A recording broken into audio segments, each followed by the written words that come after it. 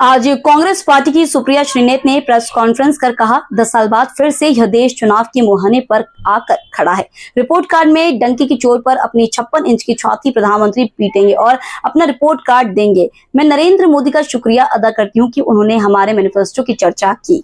मोदी जी 10 साल सत्ता में रहने के बाद भी अगर नेहरू जी को कोसना था तो 10 साल से यह झुनझुना बजा रहे थे क्या?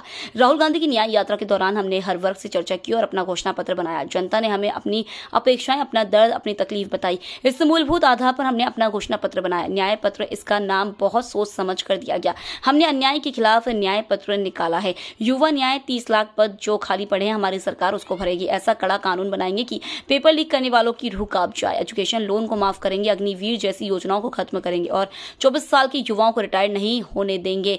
अगर 74 साल का प्रधानमंत्री वोट मांग रहा है तो 24 साल का युवा रिटायर कैसे हो सकता है?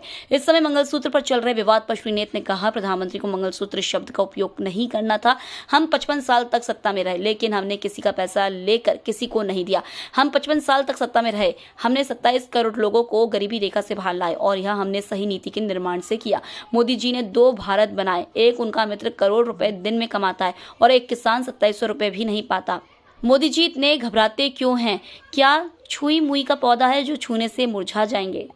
10 साल बाद ये देश चुनाव के मुहाने पर आकर खड़ा है और आशा ये की जा रही थी कि चुनाव आएगा तो जो सत्ताधारी दल है भारतीय जनता पार्टी, उनका नेतृत्व, प्रधानमंत्री अपना रिपोर्ट कार्ड दिखाएंगे, डंके की चोट पर अपनी 56 इंच की तथाकथित छाती को पीटेंगे और कहेंगे ये मैंने काम किया है, इस पर मुझे वोट दीजिए। पर यहां तो एंटी क्लाइमैक्स हो गया। चुनाव के मुहाने पर आकर देश खड़ा है, चुनाव की दहलीज पर आकर देश खड़ा है।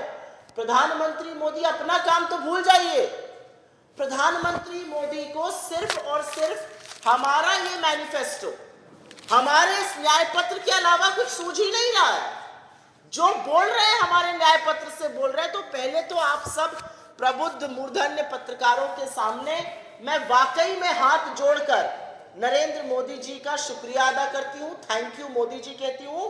आपने इतनी चर्चा हमारे घोषणा पत्र की कर दी कि बिना हींग लगे ना फिटकरी, रंग चोखा आ रहा है। हर व्यक्ति हमारा मैनिफेस्टो पढ़ रहा है, लाखों डाउनलोड हो रहे हैं और कुछ बातें जो उन्होंने उसके बारे में कही है उसकी अभी मैं यहाँ पर कलेक्ट खोलनी जरूरी समझती हूँ। लेकिन वो करने से पहले मैं कुछ बातें जो प्रमुखता से हमारे घोषणा पत्र में है उस पर चर्चा करूंगी। हम लोग अपनी बात पहले करते हैं।